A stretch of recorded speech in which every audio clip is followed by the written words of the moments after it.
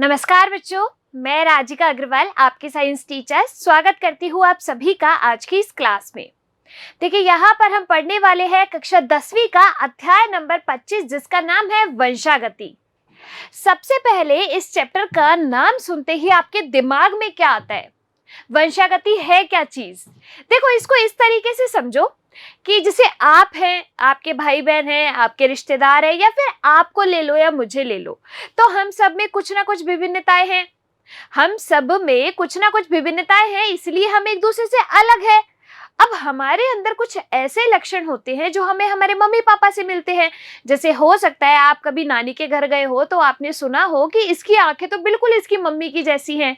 अगर आप दादी के साइड कहीं गए हुए हो और आपने वहां ये सुना हो कि इसके जो बालों का कलर है वो तो इसके पापा जैसा दिख रहा है एकदम, इसका जो नाक का शेप है वो भी इसकी मम्मी जैसा है, ऐसा कहते हैं आपने सुना होगा।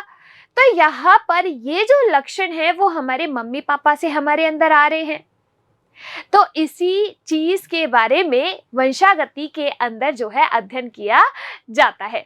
तो इस चैप्टर को हम यहाँ पर पढ़ने वाले हैं। आप जानने वाले हैं आपके बारे में कि कैसे जो लक्षण है वो हमारे मम्मी पापा से हमारे अंदर आते हैं और कैसे हम एक दूसरे से अलग है, इस चीज की जानकारी हम इस चैप्टर के अंदर लेंगे। तो देखिए यहाँ पर समान लक्षणों का पीढ़ी दर पीढ़ी संतानों में पहुंचना क्या कहलाता है? वंशागति कहलाता है। लक्षणों का एक पीढ़ी से दूसरी पीढ़ी में जाना, जैसे कि वैसे नॉर्मल सबकी आंखों का कलर कैसा होता है? मोस्टली जो होता है वो काला कलर होता है, लेकिन आपने देखा होगा कई कई की आंखों का कलर भाई नीला भी होता है और ग्रे भी होता है। अब वैसे ही आंखों का कलर उनके बच्चों के अंदर भी आ जाता है, आता है नहीं आता है? तो लक्षणों का एक पीढ़ी से दूसरी पीढ़ी में जाना क्या कहलाता है? वंशागति कहलाता है। अब विज्ञान की एक शाखा जिसके अंदर इन लक्षणों का अध्ययन किया जाता है कि किस प्रकार एक पीढ़ी से दूसरी पीढ़ी में जा रहे हैं, कौन से लक्षण जा रहे हैं, इनको कौन नियंत्रित कर रहा है, जिस शाखा के अंदर किया जाता है उसे अपन क्या कहते हैं? उसको कहा जाता है आनुवांशिकी। क्या कहते हैं? जिस शाखा के अंदर किया जाता है उसको अपन कहते हैं आनुवांशिकी। ठीक है, तो अब इन लक्षणों का एक पीढ़ी से दूसरी पीढ़ी में जाना क्या कहलाता है? आनुवांशिकता या फिर वंशागति कहलाता है और विज्ञान का नाम क्या है? वहां पर आनुवांशिकी कहलाता है।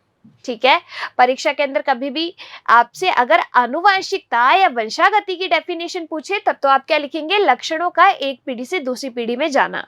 अगर आपसे पूछा जाए आनुवांशिकी के बारे में तो आप क्या लिखेंगे? विज्ञान की वह शाखा जिसके अंदर विभिन्नताओं और विविधताओं का अध्ययन किया जाता है उसे अपन कहते हैं आनुवांशिकी। देखिए, जीन संयोजन में अंतर विभिन्नताएं अथवा एक ही परिवार के बीच विविधताएं आती है। अब ऐसा है ना कि आप है और आपके भाई बहन हैं, वो बिल्कुल सेम तो नहीं है, हमारे अंदर कुछ ना कुछ अंतर तो होते ही है।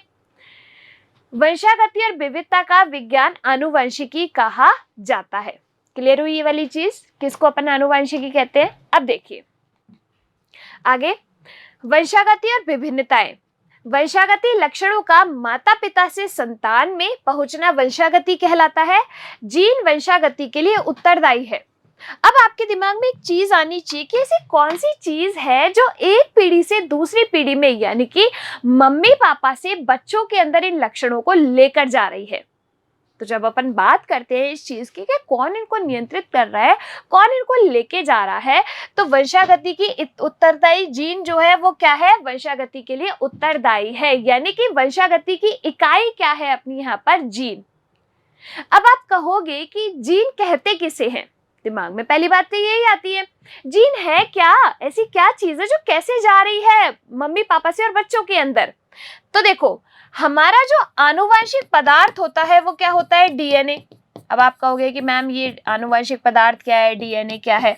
तो देखो भाई, हमने सुना होगा कभी तो आपने जैसे कभी कोई टीवी सीरियल या कोई पिक्चर देखी होगी तो उसमें कई बार ऐसा होता है बच्चे जो है वो खो जाते हैं या फिर बच्चे के नाम पे कोई लॉटरी प्राइज निकलता है तो उसके बहुत सारे मम्मी पापा आ जाते हैं।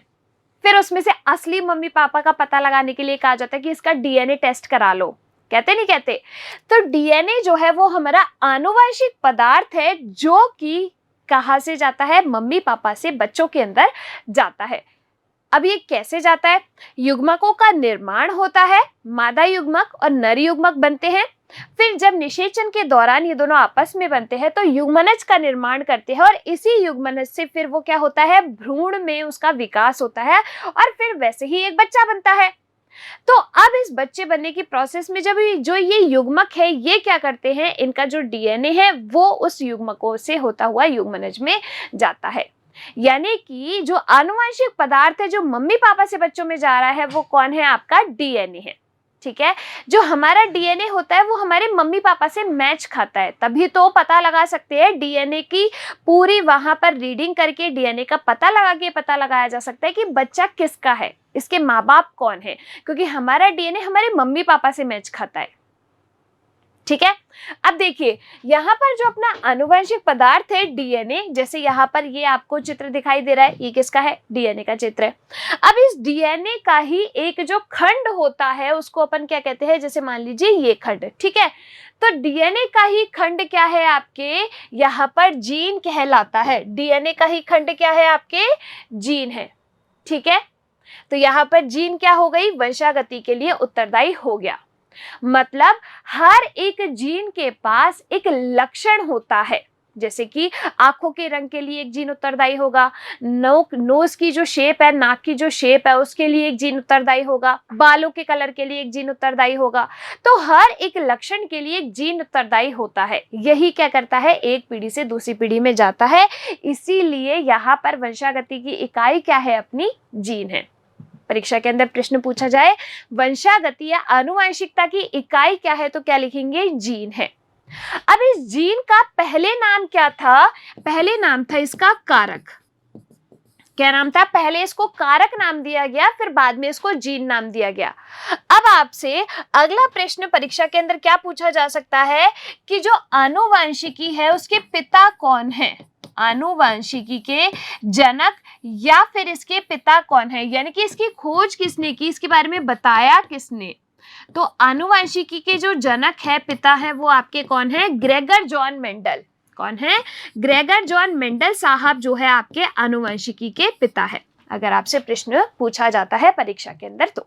ठीक है, अब देखो ये मेंडल साहब ने क्या किया, एक पादप लिया, कौन सा लिया, मटर का पौधा लिया। किसका, मटर का पौधा लिया।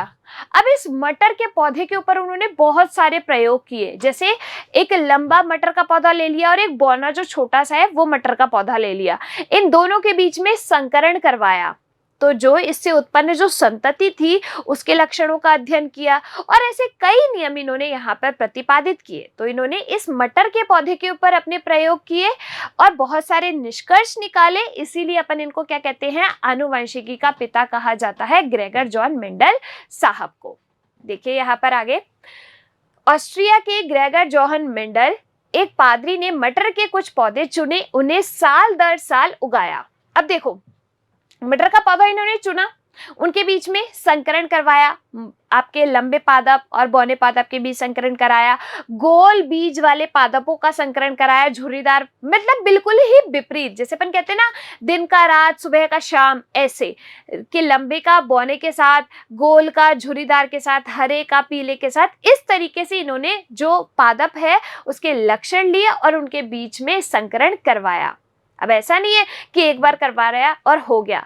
जब भी प्रयोग किए जाते हैं किसी भी लैब के अंदर या फिर किसी भी निष्कर्ष को निकालने के लिए, तो ये बहुत लंबा एक प्रोसीजर होता है। केवल एक बार यहाँ पर प्रयोग करके अपन कोई भी निष्कर्ष नहीं दे सकते, हर एक शर्त, हर एक कंडीशन वहां पर अप्लाई करनी होती है। तो इसीलिए इन्होंने साल दर साल उगाया, यानी कि तकरीबन 7 साल तक उन्होंने ये प्रयोग किए। अब ये जो मटर का पौधा था ना, वो क्या था, 1 वर्षीय पौधा था, मतलब 1 वर्ष के अंदर ही इसकी दूसरी संतति उत्पन्न हो जाती थी। इसीलिए इन्होंने इस मटर के पौधे को चुना और बहुत सारे इस पर प्रयोग किए, काफी आंकड़े इकट्ठे किए और उनका विश्लेषण करके पहली बार आनुवंशिकी के सिद्धांतों की अभिधारणा दी। तो यहाँ पर इसीलिए जो मेंडल साहब है उन्हें क्या कहा गया, यहाँ पर आनुवंशिकी का पिता कहा गया। क्लियर हुई चीज यहाँ पे। चलिए आगे देखिए, फिर अब ये जो मेंडल साहब थे, जब इन्होंने अपने प्रयोग किए, अपने सिद्धांत इन्होंने दे दिए, लेकिन उस टाइम पे बहुत सारी तकनीक नहीं थी, बहुत सारी ऐसी चीज़ों का विकास नहीं हुआ था, कुछ भी ऐसी चीज़ें नहीं थी। इसके कारण इनका जो कार्य है ना वो पब्लिश नहीं हो पाया, यानी कि दुनिया के सामने नहीं आ पाया। इन्होंने करा तो सही पूरा काम, लेकिन दुनिया के सामने नहीं आ पाया, क्योंकि तब बहुत सारी ऐसी टेक्नोलॉजी, बहुत सारी तकनीकें डेवलप नहीं हुई थी, इसीलिए। तो बाद में आपके 3 वैज्ञानिक आए। कौन कौन? कॉरेंस, शेरमार्क और ह्यूगो डू ब्रीज। इन्होंने स्वतंत्र रूप से अपने अपने देशों में प्रयोग करने के बाद मेंडल के समान उसी निष्कर्ष पे पहुंचे, यानी कि इनके प्रयोगों से सिद्ध हुआ कि हाँ, जो मेंडल साहब ने प्रयोग किए वो सही थे। यानी कि मेंडल साहब के प्रयोगों को ही इन्होंने क्या किया, आगे बढ़ाया अपने अपने तरीके से, और यहाँ पर कुछ निष्कर्ष दिए। क्लियर? अब देखिए, बात करते हैं मेंडल साहब के सिद्धांतों की। उन्होंने क्या क्या बात कही, देखो। हर लक्षण या गुण, जैसे कि मान लो कि पौधे की लंबाई ले लो, फूलों का रंग ले लो, फली का रंग ले लो, फली का आकार ले लो, जैसे पौधे की ऊंचाई, बीज का रंग और बनावट, फली का रंग और बनावट, और पादप व फूलों के स्थान, मतलब कुछ भी ऐसा कोई लक्षण ले लिया, कारकों की एक जोड़ी के द्वारा नियंत्रित होता है। अब देखो, मैंने क्या कहा, जैसे कि मान लीजिए कोई अपन ने लिया पौधे की लंबाई, क्या ली अपन ने? पौधे की लंबाई ली। अब हो सकता है पौधा लंबा हो सकता है पौधा बौना हो। उन्होंने यही तो किया, लंबे पादप का बौने पादप के साथ क्रॉस करवाया। तो यहाँ पर लंबे को अपन कहते हैं टॉल। तो एक जोड़ी के द्वारा नियंत्रित होता है। आपके जो कारक होते हैं, जीन होते हैं, वो हमेशा एक जोड़ी के रूप में रहते हैं। तो इस तरीके से अपन ने इसको व्यक्त किया कैपिटल टी से। तो यहाँ पर ये जो पौधे की लंबाई है, मान लीजिए लंबापन, तो इसको अपन ने व्यक्त कर दिया कैपिटल टी से।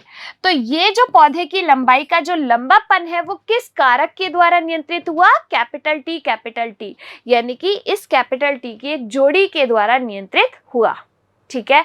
अब इनको पहले तो क्या नाम दे दिया गया, जो नियंत्रण रख रहे हैं उनको पहले तो नाम दिया कारक, बाद में इनका नाम क्या पड़ा? इन्हीं का नाम पड़ा जीन। तो जीन के बारे में मैंने बताया ना कि लक्षणों को एक पीढ़ी से दूसरी पीढ़ी में जा रहे हैं, जो वो उसके लिए उत्तरदायी कौन है? आपके जीन है। ठीक है, देखिए, युग्मकों के गठन के दौरान एक कारक एक युग्मक में और उसका दूसरा जोड़ा जो दूसरे युग्मक में चला जाता है। जब युग्मकों का निर्माण होगा तो इस जोड़े में से जब युग्मक बनेंगे तो एक एक में चला जाएगा। ठीक है, इस तरीके से।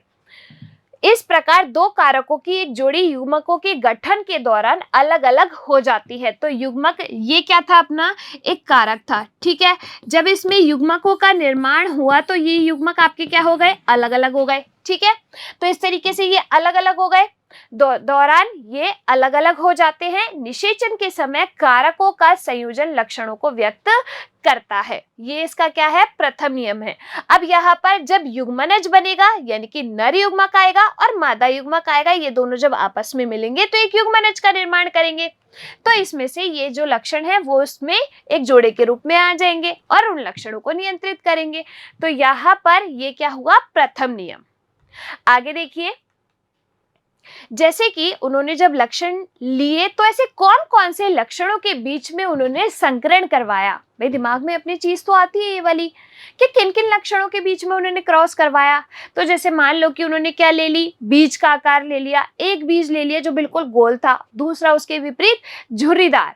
इन्होंने ऐसा कोई बीज का लक्षण नहीं लिया, बिल्कुल जस्ट अपोजिट, बिल्कुल विपरीत। जैसे कि लंबेपन का बौनेपन के साथ, गोल का झुर्रीदार के साथ, हरे का पीले के साथ, इस तरीके से इन्होंने किया। ठीक है, तो देखो, जैसे बीज का आकार गोल और झुर्रीदार, बीजों के बीच में इन्होंने क्या करवाया? संकरण करवाया।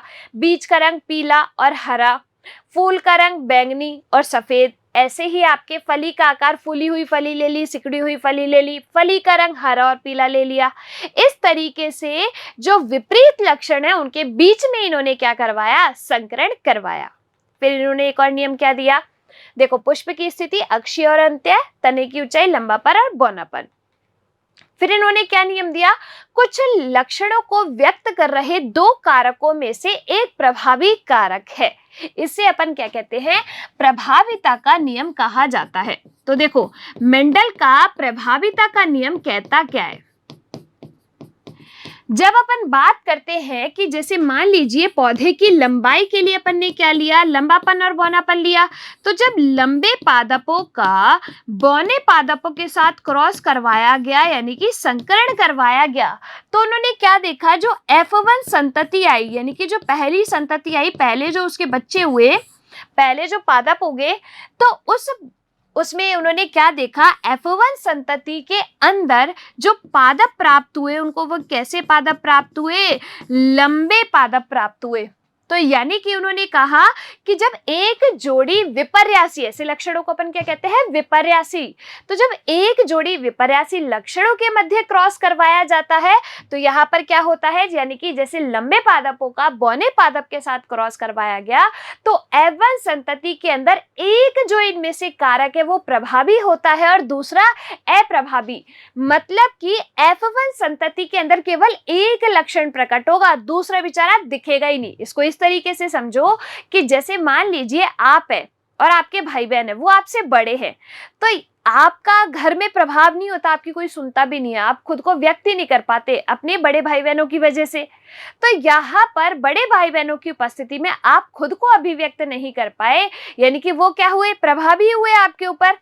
तो यहाँ पर ऐसा ही होता है कि इन दो जब जोड़ी विपर्यासी लक्षणों के मध्य, एक जोड़ी विपर्यासी लक्षणों के मध्य जब क्रॉस करवाया गया तो यहाँ पर क्या हुआ कि केवल एक ही कारक अभिव्यक्त हुआ, दूसरे कारक की अभिव्यक्ति नहीं हुई, यानी कि एक कारक दूसरे पर प्रभावी रहा। इसे ही अपन क्या कहते हैं, प्रभाविता का नियम कहा जाता है। क्लियर हुई बात? देखिए, कुछ लक्षणों को व्यक्त कर रहे दो कारकों में से एक प्रभावी कारक है, दूसरे की उपस्थिति के बावजूद व्यक्त कर सकता है। दूसरा कारक प्रमुख कारक की अनुपस्थिति में ही व्यक्त किया जाता है, उसे अपन अप्रभावी कहा गया है। अब मान लीजिए कि हो सकता है आपके क्या हुआ कि भाई इन दोनों की उपस्थिति में ये बेचारा बौना वाला अभिव्यक्ति नहीं हुआ, F1 संतति में सारे पादप जो है लंबे लंबे प्राप्त हो गए। अब अगर ये वाला नहीं हो, लंबे कारक का कोई कारक नहीं हो, युग्मक नहीं हो, तो ये जो अप्रभावी वाला है वो खुद को अभिव्यक्त कर सकता है, लेकिन इसकी अनुपस्थिति में। क्लियर? आगे देखिए यहाँ पर, उदाहरणार्थ मटर के पादप की दीर्घता लंबापन का कारक संतान में हमेशा व्यक्त होता है, लेकिन दीर्घता का कारक मौजूद न होने पर ही संतान में बौनापन प्रकट होता है।